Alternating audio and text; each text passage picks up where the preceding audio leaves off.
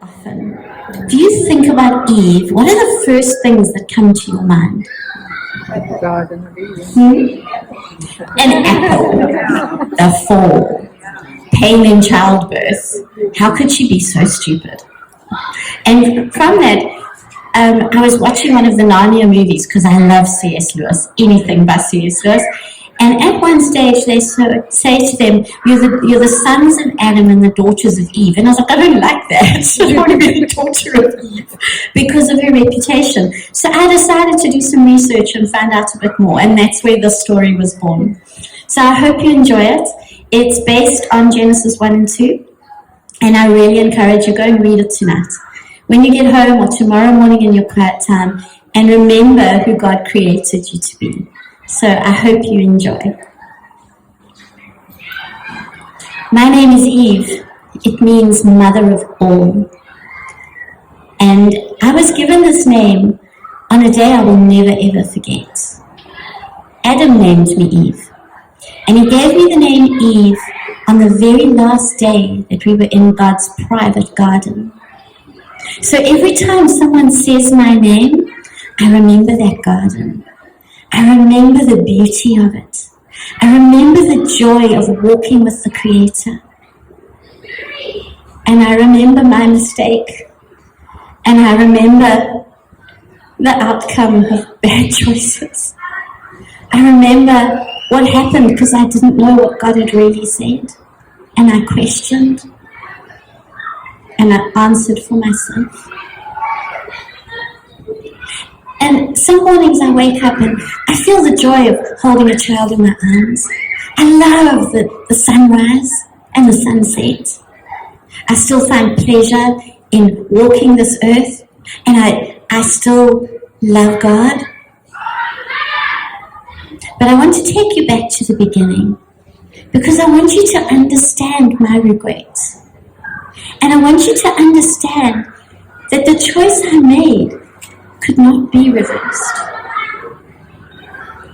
So I'll take you to where all good stories begin, right at the beginning. My very first memory is feeling the warmth of the sun on my skin. I could feel the kiss of the breeze on my cheek. And I opened my eyes for the very first time and saw Adam. And he was gorgeous. And his eyes met mine, and joy flooded his face. And he reached his hand down and helped me up from the ground. And as he did so, he said to me, "You are bone of my bone. You are flesh of my flesh." And together, we were going to rule the whole planet. My next thought, as he was telling me how God had put him into a deep sleep and then taken him from his very side, taken out a bone, and he'd made me. I always teased him, I'm double refined, because God refined the dust to create Adam, and from that refined dust he took a bone and made me. And I looked across and there was this little stream running, and the water was crystal clear. And as I walked towards it, a tiny little frog, it was bright colours, jumped off the rock and into the river, and its back legs went crazy as it swam away. And Adam said, "Taste the water." And so I knelt down next to him, and I cupped that water in my hand, and it was so sweet and pure and beautiful. And as I sat there drinking, this little deer came across. And it was so tiny and dainty, and its soft eyes looked into mine. No fear. And it drank deeply too. And then it wandered back off into the shade of the trees. And those trees were spectacular. You've never seen such variety, such beauty. The green of the leaves just called to you, and they were soft to the touch. And so many different greens. And in each branch, there were birds. The colors were just joy to your soul. And as they started to sing and fly, you were just There was majesty, there was design. There was something incredible that made this world. This was no accident of nature that I was seeing. And we stood and we watched the birds fly, and Adam said, "Let me show you my world." And in his big, strong hand, he took mine, and we started to walk. And the underground was so soft to my bare feet. It was springy, and the smell from the flowers infused my nostrils, and this was paradise. Nothing lacking. As we walked, I pointed, "What are those?" And he said, "That's fruit for us to eat." The shapes. Every shape, color, taste you can imagine. So we walked, and I reached for a fruit and I ate it, and it was sweet and beautiful. And we came to the edge of the garden. So if you looked back, it was perfect design, everything placed so specifically to fill our hearts with delight. And then at the end, you looked out across the world, and there was the wilderness. And it was wild and untamed, full of challenge. And Adam said to me that God had told him that we were stewards of all of this, the garden, the wilderness, and it was our job to now tame it, to make it something special. Because God had created us in his very image. So when he created us, we got that creator's gene within us. And we could do this incredible work because of who had made us. That's such an awesome thought. And we walked back, and it was just, everything was joy and light and delight. And Adam told me how God had spent time with him in the evenings and told him about creation. How each day he had planned something new. And each day at the end of his day's work, God had looked back and said, "That is good. My creation is good." And each day had brought new miracles. He put the very sun in the sky to make us warm and provide light. And at night, there was a beautiful moon and a blanket of stars so that we could rest. And the food and the animals and the birds, God made them for us to enjoy. And Adam had even been given the privilege of naming all these incredible creatures. What a mind to be able to do that. So much generosity, so much kindness. And we got back to the very center of the garden, where I drank from that lovely stream, which became my favorite place. And Adam said to me, there was one thing he did have to tell me. There were two trees right in the middle, absolutely beautiful. The one was called the tree of life, and the other was called the tree of knowledge. And he said it was the one thing God had said, "Don't eat from that tree, for you will surely die." And I looked at it, and it was beautiful. But there was so much to choose from. God had filled our world with so much. Why would we even look at that tree? So I stored it in the back of my brain, but didn't think much about it. And that evening, in the cool of the day, God walked with us every day. And how do you describe the intimacy with God, your Creator? The love he showed us. And he listened to us as we told him our plans. And each day, as we worked with joy to make our plans a reality, we knew we had the delight of telling him later, "This is what we want to do, and this is what we plan." And he smiled at us with so much love. And time passed. And it was glorious. We spent days working, but it was easy work. It was delightful work. We spent nights in each other's arms under the blanket of the stars, and everything was very good. And then comes the day I don't really like to talk about. But my daughters, you need to know why your world is as it is. And at the heart of it was my choice. So although I hate to share this, I think I need to. Because your identity is affected by what I did. And yet, your choice doesn't change who God says we are. So let me share it with you. It's a beautiful day, just like any other. And we've been working out near the wilds. So we were warm and thirsty, and I wanted to go to the middle of the garden because that was my favorite stream. Somehow the water was the sweetest. And Adam and I were chatting, and we picked some fruit to eat, and we were going to sit next to the river and have a picnic and refresh ourselves.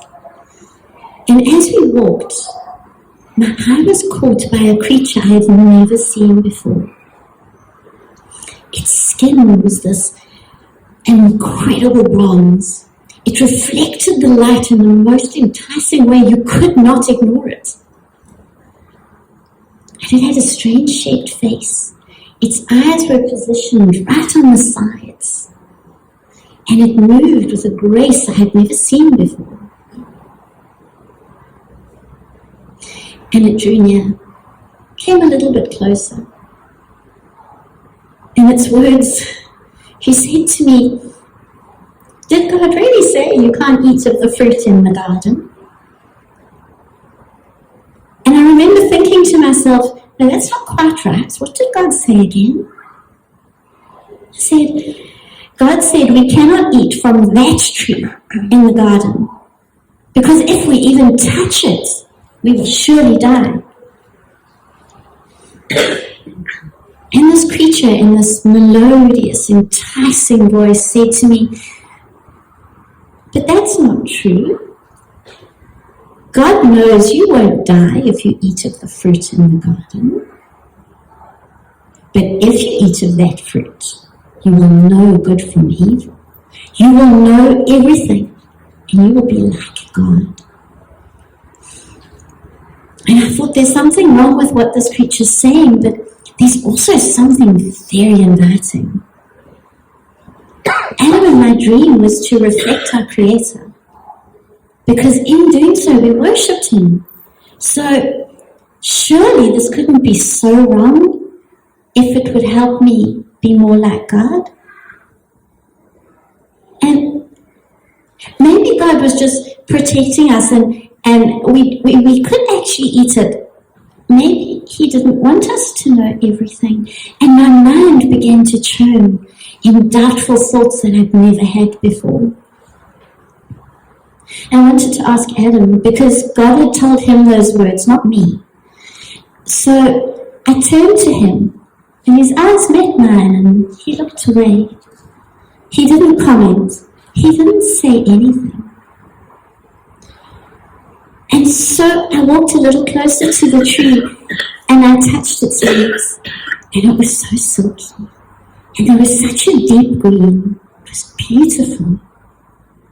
How can something beautiful be evil? How can it be bad for you if it's so beautiful? And as I stood there, this creature said to me, "Go ahead, try the fruit, for you will know everything and be just like God." And I glanced again for Adam, but he was looking away, and I thought it must be the right thing to do. Maybe it was just then we weren't allowed the fruit. Maybe it's time's past, now it's okay. And I reached up and I took the fruit, and its skin was so soft. And I smelt it, and it was enticing. And without further thought, I bit into it, and I felt that juice run down the back of my throat, and it was indescribable. I really did want to share this with Adam. He'd shared so many of his first experiences with me. This was something I had experienced first. And I turned, and he was right beside me. And I just gestured. I showed him. And I don't know if he looked at me and saw I hadn't died, but he decided to try it too. And together we ate it all. It was. You just wanted more and more and more, and then it was finished. And as the juice dried on my lips, I felt strange. Something had changed. Something was not right. If this was knowledge, I did not want it.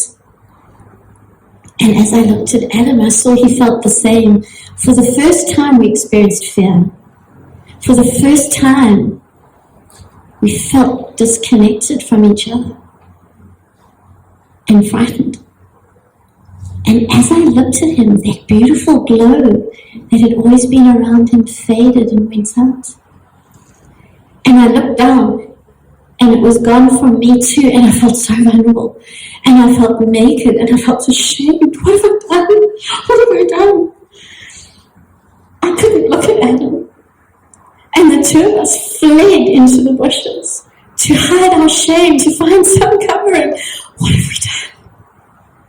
And all we could hear was that creature's laughter as we ran. But worse was to come. We found some leaves, and I fashioned them together to try and hide my nakedness, to try and feel protected and covered like I always had. And it was better, but not enough. But the sun started to go down, and we knew how Father God was coming to the garden to walk with us. Would he know? He would see we were naked.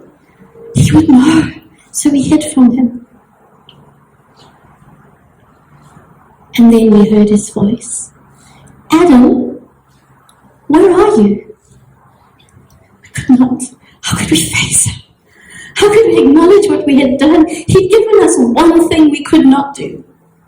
A world at our feet, one thing. And we had done that one thing. And he called again. Adam, where are you? And from next to me, my man replied, I am here, Lord, but I am naked and ashamed.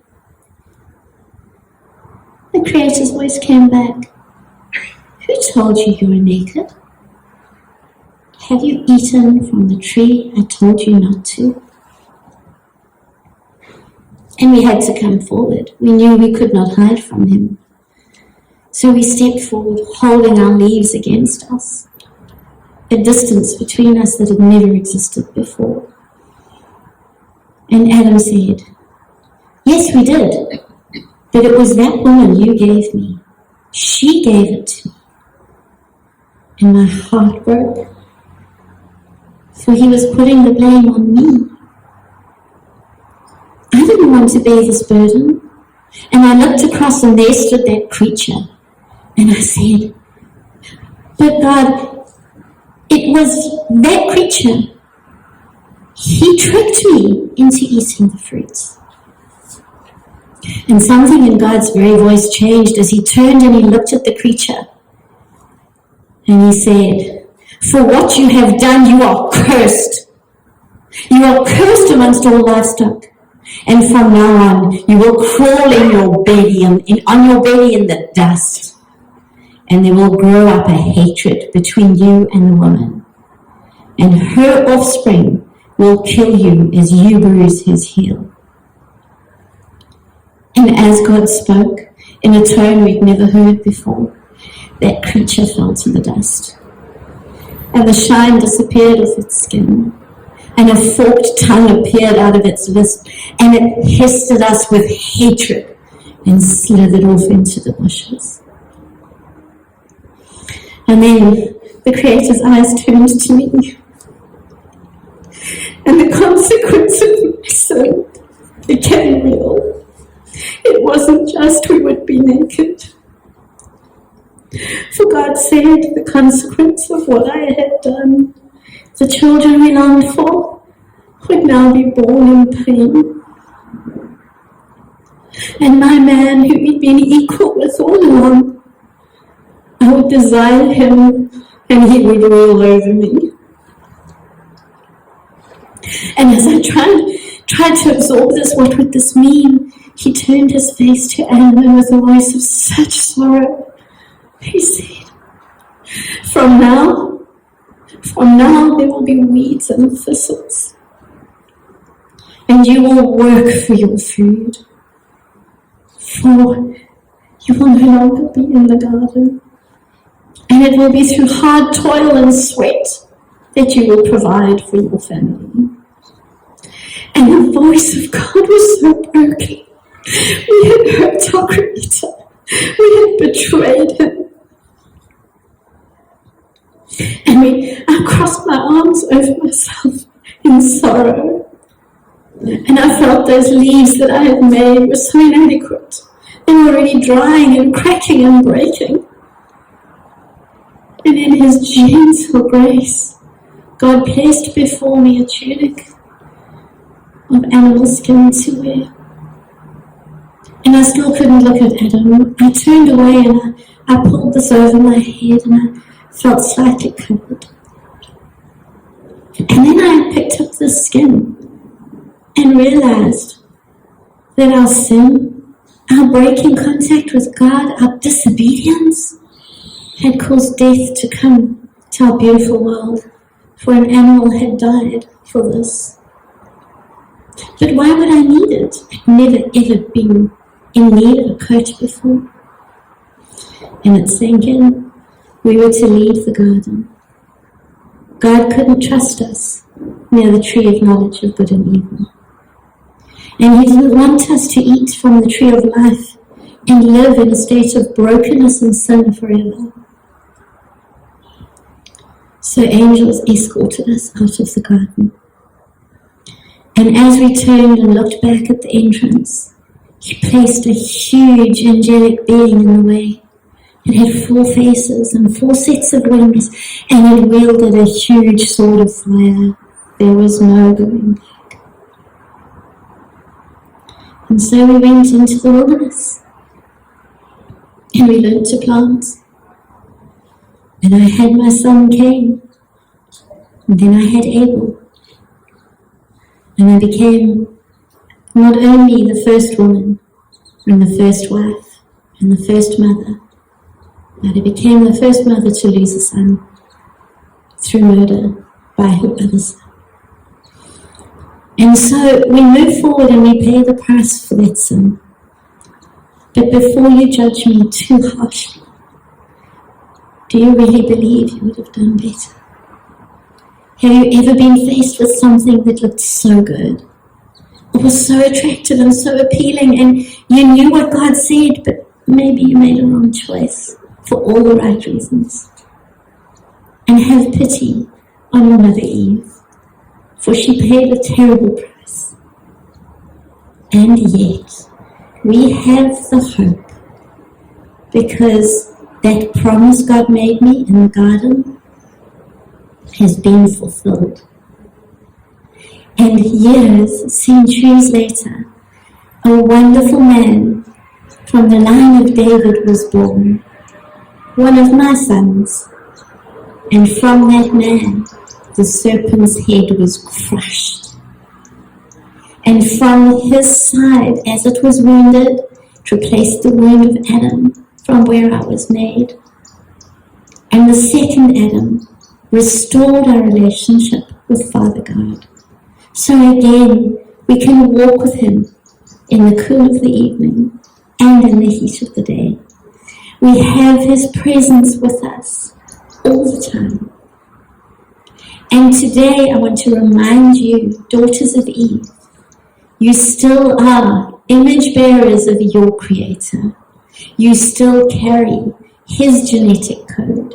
You still carry the blessed alliance between us and man. And you still are rescuers of a broken, lonely world. So that's the story of Eve.